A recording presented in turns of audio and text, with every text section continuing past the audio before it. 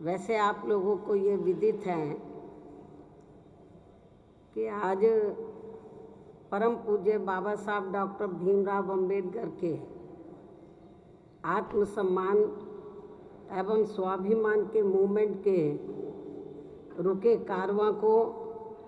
मान्यवर श्री कांशीराम द्वारा स्थापित किए गए बामसेफ DS4 व BSP के माध्यम से उसे नया जीवन व ऊर्जा देकर देश में समाज व लोकतंत्र को मजबूत करने का ऐतिहासिक कार्य करने वाले मान्यवर श्री कांशीराम जी की जयंती है, जिनको सबसे पहले मैं हार्दिक दिल से नमन व अपने श्रद्धा सुमन अर्पित करती हूँ। साथ ही मान्यवर श्री कांशीराम जी के अपार अनुयायियों एवं समर्थकों को भी इनके जन्मदिन की उन्हें मैं हार्दिक बधाई एवं शुभकामनाएं देती हूँ तथा उनसे ये भी उम्मीद करती हूँ कि ये लोग उनके मानवतावादी BSP मूवमेंट के समक्ष आने वाली सभी चुनौतियों व षड्यंत्रों आदि का डटकर मुकाबला करते हुए इसे नई शक्ति व ऊंचाइयां प्रदान करने में लगातार संघर्ष करते रहेंगे। इसके साथ साथ विकट परिस्थितियों में भी ये लोग कभी भी हताश व निराश नहीं होंगे और इन्हें मैं ये भी बताना चाहती हूँ कि BSP विरोधी जातिवादी पार्टियाँ व ताकतें चाहे सत्ता में हो या विपक्ष में, खासकर चुनाव के समय में ये सभी पार्टियां व ताकतें किस्म किस्म के साम दाम दंड भेद आदि अनेकों हथकंडे इस्तेमाल करके BSP के विरुद्ध एकजुट हो जाती हैं, जिनको मान्यवर श्री कांशीराम जी ने भी काफ़ी झेला है और अभी भी BSP मूवमेंट की मजबूती को आघात पहुंचाने वालों से इन्हें हर स्तर पर जरूर सावधान रहना है। जहां तक मान्यवर श्री कांशीराम जी के व्यक्तित्व का सवाल है तो इनके बारे में यह बात सर्वविदित है कि इन्होंने अनेकों दुख तकलीफ़ें उठा के अपनी पूरी जिंदगी बाबा साहब डॉक्टर भीमराव अंबेडकर के अधूरे पड़े कारवां को मंजिल तक पहुंचाने के लिए समर्पित की है। इसके साथ ही इन्होंने बाबा साहब डॉक्टर अंबेडकर के बताए हुए रास्तों पर चलकर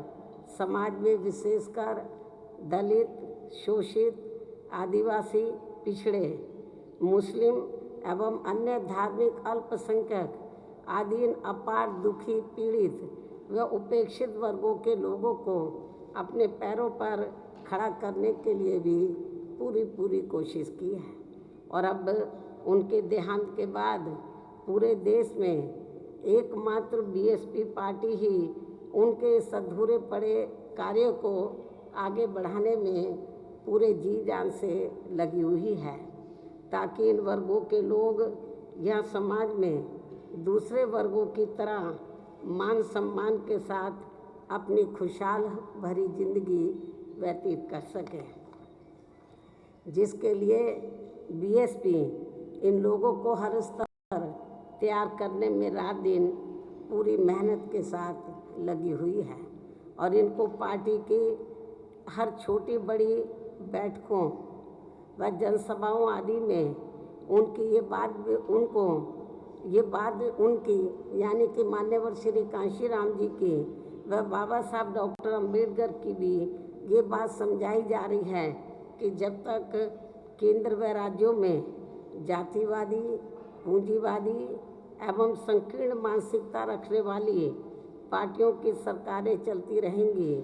तो तब तक पूरे देश में इन वर्गों के लोगों की सामाजिक व आर्थिक स्थिति में सही परिवर्तन नहीं आ सकता है, बदलाव नहीं आ सकता है और ना ही इन वर्गों के लोगों के साथ साथ यहाँ सर्व समाज में से गरीबों, मजदूरों, किसानों छोटे व्यापारियों एवं अन्य मेहनतकश लोगों की भी स्थिति में कोई खास बदलाव आ सकता है। इतना ही नहीं बल्कि अब तो केंद्र व राज्यों में कांग्रेस, बीजेपी व अन्य पार्टियों की जो भी सरकारें चल रही हैं तो वे आए दिन ऐसे नए नए नियम व कानून आदि बना रही हैं जिसमें इनका और ज़्यादा पतन हो रहा है,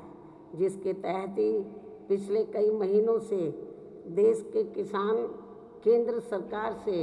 इनके 3 नए बनाए गए कृषि कानूनों को वापस लेने के लिए अभी तक भी लगातार आंदोलित है। जबकि इस मामले में हमारी पार्टी ने केंद्र की सरकार से बार बार ये भी अनुरोध किया है और आज फिर से हमारी पार्टी उनसे यह अनुरोध कर रही है कि जब देश के किसान केंद्र सरकार के बनाए हुए 3 कृषि कानूनों से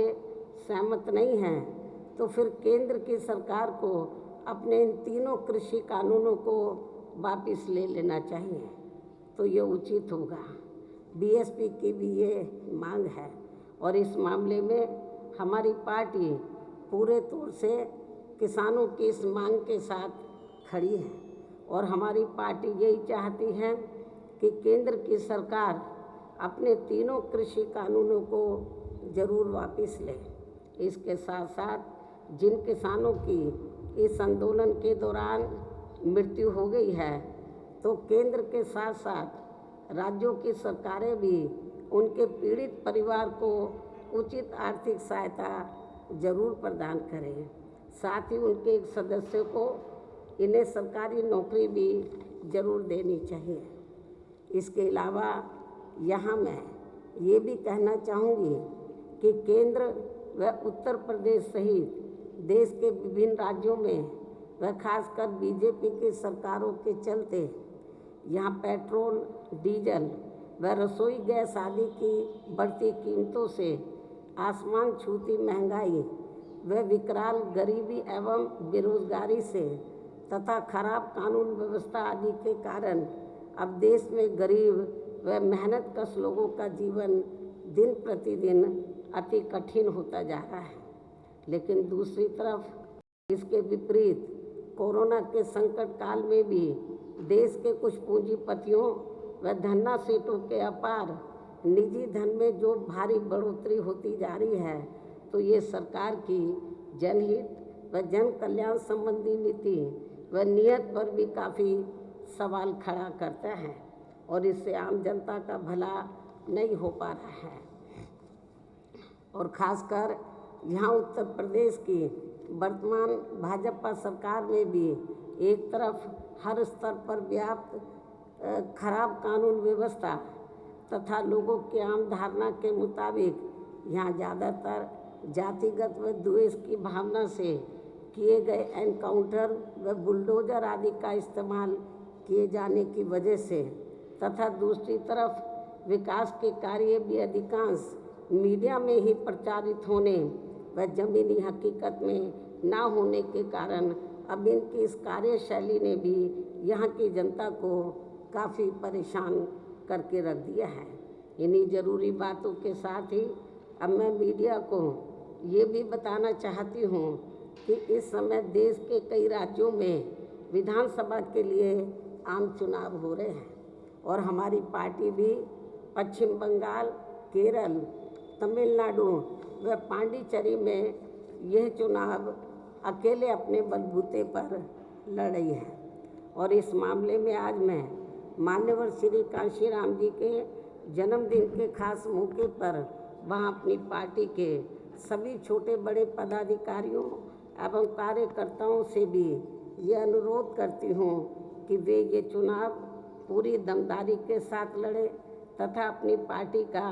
यहाँ बेहतर रिजल्ट भी दिखाने का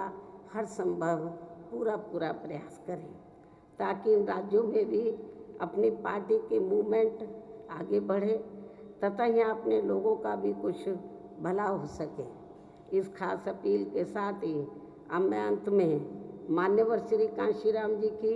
पूरे देश में आज मनाई जा रही जयंती के बारे में ये भी बताना चाहती हूँ कि आज उनकी जयंती को उत्तर प्रदेश सहित पूरे देश में बीएसपी के लोग खासकर कोरोना नियमों का पालन करते हुए बहुत ही सादगी, शालीनता, व्यापार श्रद्धा के साथ इसे विभिन्न स्तर पर विचार संगोष्ठी के रूप में मना रहे हैं। इसके साथ ही हमारी पार्टी की रही सरकार ने अनेकों कार्य करने के साथ साथ यहाँ उत्तर प्रदेश की राजधानी लखनऊ में इनके आदर सम्मान में जो भव्य एवं विशाल मान्यवर श्री कांशीराम जी स्मारक स्थल बनाया है, यहाँ पर वह दिल्ली के नज़दीक नोएडा में स्थित दिल्ली प्रेरणा स्थल में भी दिल्ली के नज़दीक दलित प्रेरणा स्थल में भी बीएसपी के लोग भारी संख्या में पहुंचकर आज इनको अपने श्रद्धा सुमन अर्पित कर रहे हैं। उन सभी का भी मैं पूरे तहे दिल से आभार प्रकट करती हूँ। साथ ही उनसे इनके बताए हुए रास्तों पर चलने की भी पुरजोर अपील करती हूँ, और यदि ये लोग ऐसा कर लेते हैं तो फिर यही इनके जन्मदिन के मौके पर आज इनकी सच्ची श्रद्धा भी होगी। इस उम्मीद के साथ ही अब मैं पुनः मान्यवर श्री कांशीराम जी को पूरे तहे दिल से नमन व अपने श्रद्धा सुमन अर्पित करते हुए अपनी बात यहीं समाप्त करती हूँ। इसके अलावा आप लोग कुछ और पूछना चाहते हैं तो आप लोग एक एक करके सवाल पूछ सकते हैं, वरना आप लोग जलपान ग्रहण करने का कष्ट करें। धन्यवाद।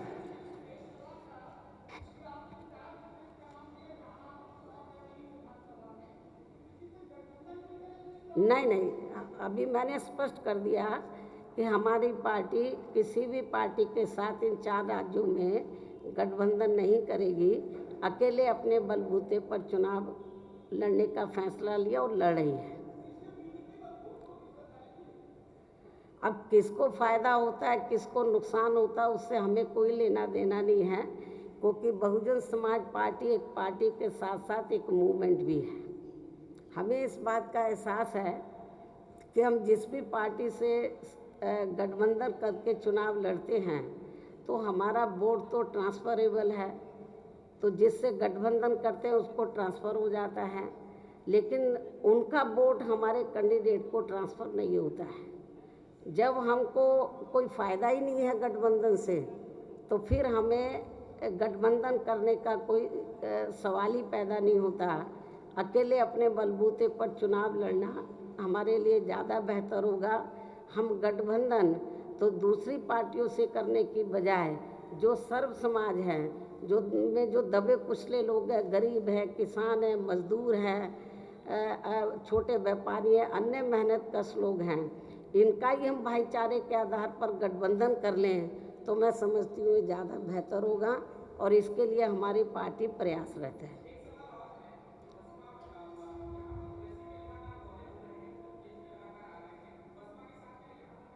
अब कौन उत्तर प्रदेश में इधर आ रहा है उससे हमें लेना देना नहीं। उत्तर प्रदेश में बीएसपी अकेले अपने बलबूते पर, यूपी में 403 विधानसभा की सीटें हैं, सभी सीटों पर अकेले अपने बलबूते पर चुनाव लड़ेगी, किसी के लिए भी एक सीट नहीं छोड़ेगी और किसी भी प्रकार को कोई गठबंधन नहीं करेगी।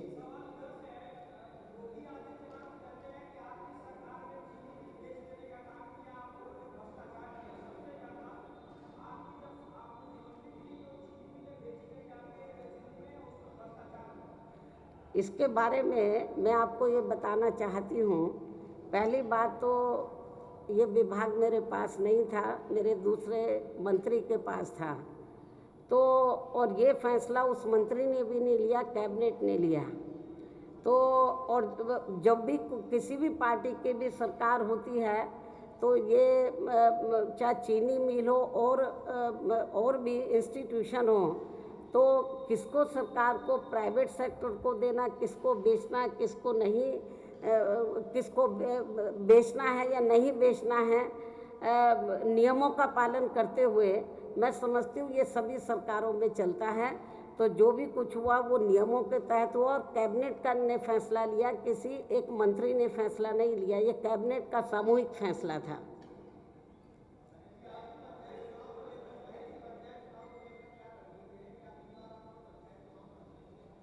देखो, जो लोकल बॉडीज़ के चुनाव यूपी में होने वाले हैं पंचायतों के,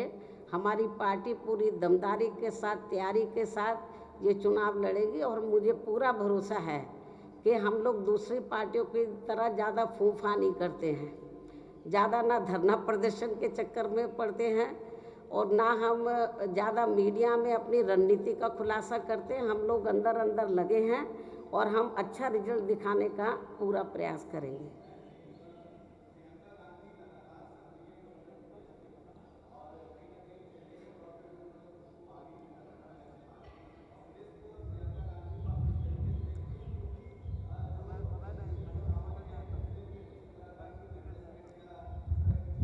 देखो क्या है, ये लोकतंत्र है अपने देश में, तो सभी पार्टियों को अधिकार है कि वो चुनाव वो लड़े। सभी पार्टियां लड़ती हैं, किससे गठबंधन नहीं हो रहा है। हर पार्टी की अपनी उनकी इच्छा होती है कि वो किसी न किसी को प्रोजेक्ट करते हैं, तो कांग्रेस भी कर रही है, हर पार्टी करती है, तो ये तो लोकतंत्र है। अब हमें कौन लड़ रहा है, कौन नहीं लड़ रहा है, किसको प्रोजेक्ट कर रहे हैं, तो ये उनकी पार्टी का मामला है। मेरे ख्याल अब आपके पास कोई सवाल नहीं बचा है, अब आप लोग जलपान ग्रहण कीजिए। धन्यवाद। क्योंकि आपको मालूम है कि मैं समय समय पर ट्वीट करती रहती हूँ, जो भी ज्वलंत मुद्दे होते हैं, जनहित के मुद्दे होते हैं, तो मेरी प्रतिक्रिया ट्वीट के माध्यम से आप लोगों तक पहुँचती रहती है। धन्यवाद।